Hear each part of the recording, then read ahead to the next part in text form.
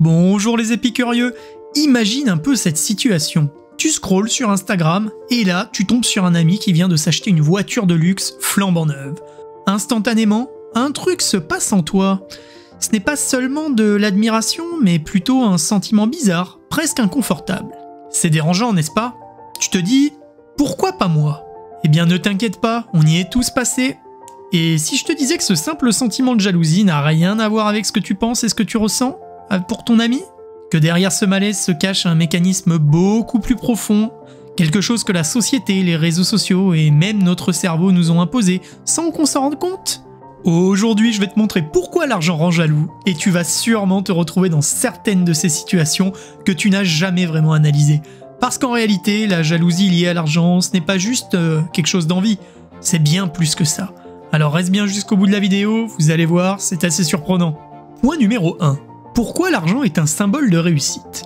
L'argent, dans notre société, c'est bien plus qu'un simple outil pour acheter des choses. En fait, on associe souvent la réussite à l'argent. Depuis qu'on est petit, on nous apprend que pour réussir dans la vie, il faut avoir une belle maison, une voiture de luxe, ou même des vacances dans des destinations exotiques. Et tout ça, ça coûte de l'argent. Du coup, sans même s'en rendre compte, on en vient mesurer la valeur d'une personne ou de son succès en fonction de ce qu'elle possède. Je me souviens d'une fois où j'ai remarqué ça très clairement, j'étais à une soirée et tout le monde parlait de son travail, de ses projets. Mais ce qui revenait toujours, c'était la question de l'argent. Les gens discutaient de leur salaire, des investissements qu'ils faisaient, et de toutes ces choses qui au final ne reflètent pas vraiment qui ils sont, mais plutôt ce qu'ils ont. On était un peu comme dans une sorte de compétition silencieuse, et même si personne ne le disait explicitement, on savait tous que celui qui avait le plus d'argent, celui qui vivait la meilleure vie d'après les critères de notre société, était perçu comme celui qui avait le mieux réussi. Et c'est un peu le piège de notre époque, on compare sans cesse nos vies à celles des autres à travers ce prisme de la réussite matérielle. Et quand tu vois quelqu'un avec plus de moyens, tu te sens parfois en retard, voire même inférieur, comme si tu devais atteindre un certain niveau pour être validé. Cette comparaison constante peut te pousser à courir après l'argent, pas forcément pour ce qu'il t'apporte personnellement, mais pour l'image de réussite qu'il représente aux yeux des autres. C'est ça souvent qui alimente la jalousie et ce besoin de toujours faire mieux ou d'avoir plus. Point numéro 2. L'effet des réseaux sociaux. Les réseaux sociaux, c'est vraiment le terrain de jeu parfait pour la jalousie liée à l'argent. On est constamment bombardé d'images de vie parfaites. Des photos de gens en vacances dans des endroits paradisiaques, des selfies dans des voitures de luxe, des tenues hors de prix. Et tout ça, c'est difficile à ignorer. À chaque fois que tu ouvres Instagram ou TikTok, tu vois des personnes qui semblent avoir une vie incroyable. Mais le problème, c'est que tout ça, c'est souvent une façade. On voit le produit final, mais on ne voit jamais les coulisses. Les dettes, les sacrifices ou même la mise en scène derrière ces photos. Et c'est là que les comparaisons deviennent dangereuses. Sans même t'en rendre compte, tu te mets à juger ta propre vie en fonction de ces images filtrées et retouchées. Tu te dis, pourquoi eux et pas moi? Ou qu'est-ce que j'ai fait de mal? Les réseaux sociaux créent cette illusion que tout le monde réussit mieux que toi. Tout le monde a plus d'argent, plus de liberté, et ça alimente directement ce sentiment de jalousie. C'est un cercle vicieux parce que plus tu consommes ce contenu, plus tu te compares et plus tu te sens mal dans ta propre vie. Et ce qu'on oublie souvent, c'est que la majorité de ces images sont conçues pour impressionner, pas pour refléter la réalité, et sont souvent alimentées par les algorithmes qui génèrent de l'argent à ces plateformes. Je me souviens d'un jour où je scrollais tranquillement sur Instagram, un dimanche après-midi, et c'est vraiment à ce moment-là que j'ai ressenti cet effet des réseaux sociaux sur la jalousie. Je tombais sur une story d'un gars que je connaissais à peine, qui venait de louer une villa de luxe avec vue sur mer, quelque part à Bali. Il montrait des cocktails au bord de la piscine, des couchers de soleil à couper le souffle. Et moi, j'étais là, chez moi, en train de manger des Kinder Bueno. En l'espace de quelques secondes, je me suis senti frustré et je me demandais comment il fait pour avoir cette villa, lui. Et c'est ça le truc avec les réseaux. On voit ces images de luxe, ces vies qui semblent parfaites, mais on oublie tout le contexte. Peut-être que ce type a tout mis sur sa carte de crédit pour financer ce voyage. Ou peut-être qu'il ne fait que montrer les meilleurs moments de sa vie. Mais à cet instant, tout ce que vous voyez, c'était que sa vie paraissait meilleure que la vôtre. C'est fou à quel point, avec quelques images, les réseaux sociaux peuvent nous faire douter de nous, de notre propre succès, en nous poussant à croire que tout le monde vit mieux que nous, alors que souvent, c'est qu'une mise en scène. Point numéro 3. Les théories psychologiques. La théorie de la comparaison sociale de Léon Festinger, c'est un concept psychologique qui explique pourquoi on se compare sans cesse aux autres. En gros, cette théorie dit qu'on évalue notre propre valeur en se basant sur ce que les autres font ou ont. Et c'est un réflexe humain. On cherche à se situer dans un groupe en regardant les réussites ou les échecs des autres. Et le problème, c'est que souvent on se compare à des personnes qui sont au-dessus de nous, que ce soit financièrement ou socialement. Je l'ai ressenti personnellement quand je vois quelqu'un acheter une nouvelle voiture ou partir en vacances de rêve.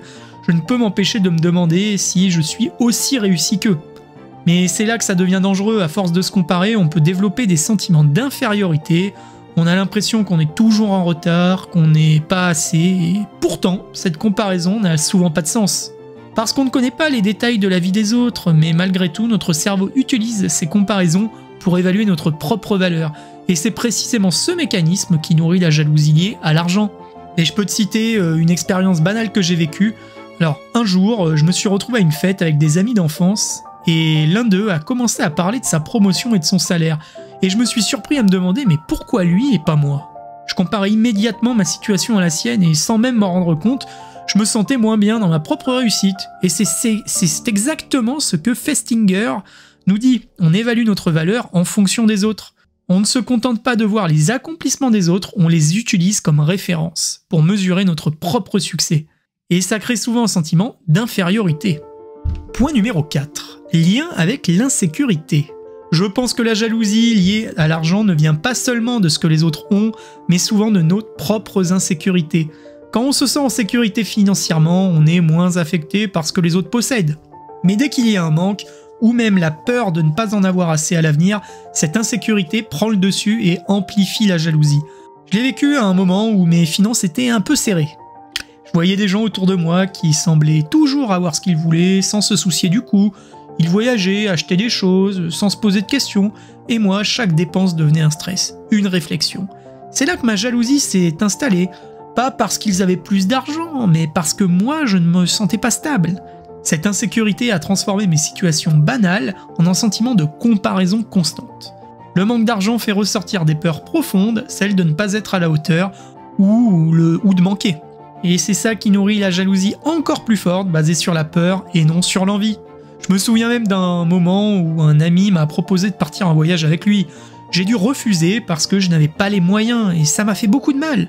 Ce n'était pas juste une frustration de ne pas partir, c'était la peur que je ne puisse jamais atteindre cette stabilité financière qui dans mon esprit semblait être la clé du bonheur. Cette insécurité, cette peur de manquer a rendu la situation encore plus difficile à gérer.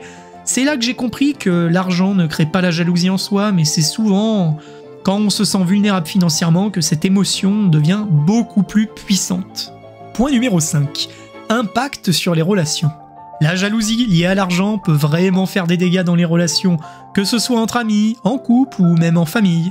Je me souviens d'une situation avec un ami proche, il avait commencé à bien réussir financièrement et petit à petit, ça a changé notre dynamique. Quand on sortait, il pouvait se permettre des choses que moi je ne pouvais pas. Parfois, il proposait des restaurants bien chers ou des activités coûteuses. Et je me retrouvais à me sentir mal, comme si je ne pouvais pas suivre. Ça a créé une distance entre nous, même si on n'en parlait pas directement. Au fond, je ressentais une forme de jalousie et ça a affecté notre amitié. Dans les couples, c'est encore plus compliqué. L'argent devient souvent une source de tension. J'ai vu des amis se disputer parce qu'un des deux gagnait plus ou gérait différemment leurs finances. En effet, la jalousie peut entraîner des ressentiments, surtout si l'un se sent moins puissant ou moins capable financièrement que l'autre. Même au sein des familles, les différences de revenus peuvent créer des tensions. Un frère ou une sœur qui réussit mieux peut devenir une source d'envie ou de rivalité. Au final, la jalousie liée à l'argent peut vraiment fragiliser des relations qui, à la base, étaient solides. Il y a un moment dans ma vie où j'ai vraiment ressenti à quel point la jalousie liée à l'argent pouvait affecter mes relations, surtout avec des amis. J'avais un pote qui commençait à bien réussir dans son travail, il achetait des vêtements de marque, partait en vacances régulièrement, et à chaque fois qu'on sortait, il pouvait se permettre des choses que moi je ne pouvais même pas envisager. Au début, j'étais super content pour lui, mais petit à petit, j'ai commencé à ressentir une sorte de malaise. Je me surprenais à penser, mais pourquoi lui et pas moi? Qu'est-ce que j'ai fait de mal? Et ça a fini donc par créer une distance entre nous.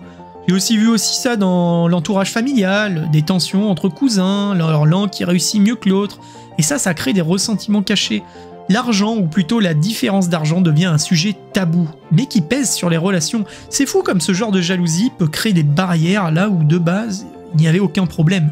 Petite parenthèse avant la suite de cette vidéo, comme d'habitude, n'oublie pas de t'abonner et à aimer cette vidéo si elle te plaît, ça m'encouragera à faire plus de contenu et surtout n'hésite pas à me faire part de quel sujet tu aimerais traiter dans les prochaines vidéos, je lis tous les commentaires. Allez, je te remercie par avance. Point numéro 6. Effet sur l'estime de soi. La jalousie liée à l'argent a vraiment un impact sur l'estime de soi. Et ça, je l'ai ressenti à plusieurs reprises, je peux vous le dire. Il y a eu des moments où en voyant des gens autour de moi réussir financièrement, j'ai commencé à me remettre en question sur mes propres valeurs. Ce n'était pas juste l'envie, c'était plus profond. Je me disais, mais pourquoi je suis pas capable d'atteindre ça? C'est là que la jalousie devient corrosive parce qu'elle te pousse pas seulement à te comparer aux autres, elle te fait douter de tes propres compétences, de tes choix et même de ton mérite. Peu à peu, tu commences à avoir l'impression que tu n'es pas assez, que tu es en retard par rapport aux autres. Et ça, franchement, ça mine la confiance en soi. Ce sentiment de mal-être grandit, surtout quand tu te concentres uniquement sur ce que tu n'as pas, plutôt que sur ce que tu as accompli. Ce qui est le plus vicieux, c'est que même si tu progresses dans ta propre vie, cette jalousie te fait minimiser tes succès, parce que tu continues à te comparer à ceux qui semblent avoir encore plus. À force, tu te retrouves piégé dans un cercle où la jalousie grignote ta perception de toi-même. Et ça devient vraiment difficile de s'en détacher. Point numéro 7. Effet boule de neige. La jalousie, quand elle n'est pas maîtrisée, peut vraiment devenir un effet boule de neige. Je l'ai vu dans ma propre vie et celle de certains amis. Au début, c'est juste une petite comparaison innocente. Tu vois quelqu'un acheter quelque chose de cher et tu te dis « j'aimerais bien avoir ça moi aussi ». Mais rapidement, ça peut dégénérer en compétition silencieuse. On se met à vouloir faire mieux, à acheter des objets plus chers ou se lancer dans des projets qu'on ne peut pas vraiment se permettre, juste pour montrer qu'on est au même niveau. Je me souviens d'une période où, influencé par ce genre de pensée, j'ai acheté un gadget coûteux alors que je savais que ce n'était pas le bon moment pour moi financièrement. Mais dans ma tête, c'était une manière de prouver, même inconsciemment, que je pouvais suivre le rythme. Le problème, c'est que ce genre de comportement devient vite toxique. Tu finis par dévaloriser l'autre pour te rassurer. Ouais, il a ça, mais moi, je vais faire encore mieux. Et au final, tu te mets dans des situations financières délicates avec des achats impulsifs ou des dettes complètement inutiles. Ce qui est vicieux avec cette dynamique, c'est que plus tu essaies de suivre ou de te surpasser les autres, plus tu t'éloignes de ce qui te rend vraiment heureux. Et tu t'enfonces dans une spirale où la jalousie alimente tes choix de vie de manière toxique. Je me souviens très bien d'un moment où la jalousie m'a entraîné dans cet effet boule de neige. Un de mes amis venait d'acheter une voiture flambant neuve, une belle voiture de sport, et je me suis senti piqué. Sans même y réfléchir, je me suis mis à comparer ma propre situation et à ressentir cette envie de prouver que moi aussi, finalement, je pouvais me permettre ce genre de choses. C'était complètement, mais alors complètement irrationnel, et ça m'a poussé à faire un achat important que je ne pouvais pas vraiment me permettre à ce moment-là, juste pour montrer que je pouvais suivre. Le problème, c'est que ce n'était pas seulement un achat impulsif, ça m'a mis dans une situation financière tendue pendant des mois. En plus de ça, je me suis surpris à dévaloriser discrètement cet ami par mes pensées. Ouais, il a cette voiture, mais il doit sûrement avoir des dettes pour la payer, ou ce n'est pas si impressionnant. C'est comme si une manière de me rassurer pour faire face à mes propres insécurités. Comme vous l'aurez compris, ce genre de comportement devient très toxique. Maintenant, dans cette vidéo, nous allons voir comment surmonter cette jalousie. Allez, c'est parti. Point numéro 1. Reconnaître ses propres sentiments. Reconnaître ses propres sentiments, surtout la jalousie, c'est une étape cruciale. Pendant longtemps, je pensais que c'était un sentiment négatif, qu'il fallait absolument le repousser ou l'ignorer, mais en réalité, plus tu le refoules, plus il grandit en silence. J'ai appris, la première chose à faire, c'est d'accepter que la jalousie fasse partie de la nature humaine. Tout le monde, à un moment donné, le ressent, et ça ne fait pas de toi une mauvaise personne. Je me souviens d'une période où je ressentais de la jalousie face à un ami qui réussissait donc mieux que moi. Au début, j'avais honte de ce sentiment, je me jugeais sévèrement, comme si c'était un défaut personnel. Mais c'est en reconnaissant cette jalousie, en l'observant plutôt que de la combattre, que j'ai commencé à la comprendre. En acceptant que c'était une réaction humaine normale, j'ai pu prendre du recul et me demander pourquoi je la ressentais. L'important, c'est de ne pas se juger durement pour avoir ce sentiment. C'est seulement en le reconnaissant sans culpabilité que tu peux commencer à t'en détacher et à l'utiliser comme un levier pour comprendre ce qui te manque ou ce que tu peux améliorer dans ta propre vie. Point numéro 2. Pratiquer la gratitude. Pratiquer la gratitude, ça a vraiment été un changement de perspective pour moi. À une époque où je me sentais souvent jaloux de ce que les autres avaient, j'ai réalisé que j'étais tellement concentré sur ce qui me manquait que je ne voyais plus tout ce que j'avais. Un jour, j'ai décidé d'essayer un truc tout simple, tenir un journal de gratitude. Chaque matin, je prenais quelques minutes pour écrire 3 choses pour lesquelles j'étais reconnaissant. Quelle qu'elle soit, grande, petite, ça pouvait être quelque chose d'aussi simple qu'un bon repas, un projet réussi ou même juste un moment passé avec des amis. Au début, je pensais que ça n'allait pas changer grand-chose, mais petit à petit, j'ai vu la différence. En prenant l'habitude de me concentrer sur ce que j'avais déjà plutôt que sur ce que je n'avais pas, la jalousie a commencé à s'estomper. J'ai réalisé que même si je n'avais pas tout ce que les autres avaient, ma vie était quand même déjà bien remplie de choses positives. Pratiquer la gratitude m'a permis de me recentrer sur l'essentiel et de relativiser ces comparaisons constantes. La gratitude te fait voir ta vie sous un nouvel angle.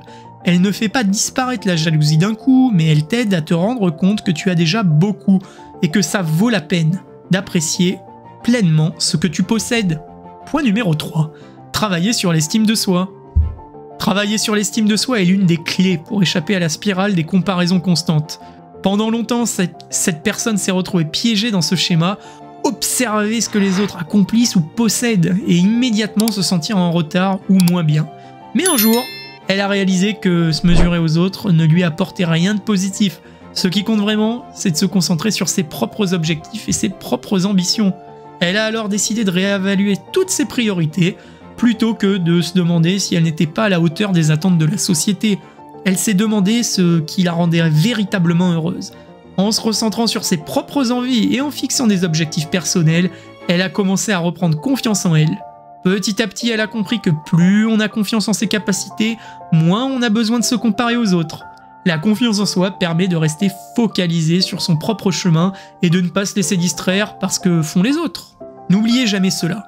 Chaque petit succès personnel a renforcé son estime de soi et on apprend que la vraie satisfaction vient de ses propres accomplissements et pas de la compétition avec les autres. Finalement, cette personne a compris que l'important c'est de tracer sa propre route à son rythme sans se laisser parasiter par la comparaison extérieure. Point numéro 4. Repenser la richesse. Repenser la richesse est une étape cruciale pour s'éloigner de l'obsession de l'argent. Pour beaucoup, la richesse est uniquement associée à des biens matériels ou à un compte en banque bien garni. Mais au fil du temps, on se rend compte finalement que la vraie richesse ne se limite pas à des chiffres. Il y a tellement d'autres formes de richesse qui sont souvent négligées, par exemple les relations. Avoir des amis proches ou une famille sur qui compter, des personnes avec qui partager des moments, c'est une forme de richesse inestimable. On comprend aussi que les expériences de vie ont une valeur immense. Voyager, découvrir de nouvelles cultures, apprendre de nouvelles choses, vivre des aventures enrichissantes, tout cela contribue à un sentiment de richesse bien plus durable que n'importe quel matériel. Et on ne parle pas de la santé, elle aussi est une forme de richesse que l'on prend souvent pour acquise. Sans elle, rien n'a vraiment de sens. Prendre soin de soi, de son corps et de son esprit est une vraie priorité. Enfin, le temps libre est l'une des peut-être des plus grandes formes de richesse.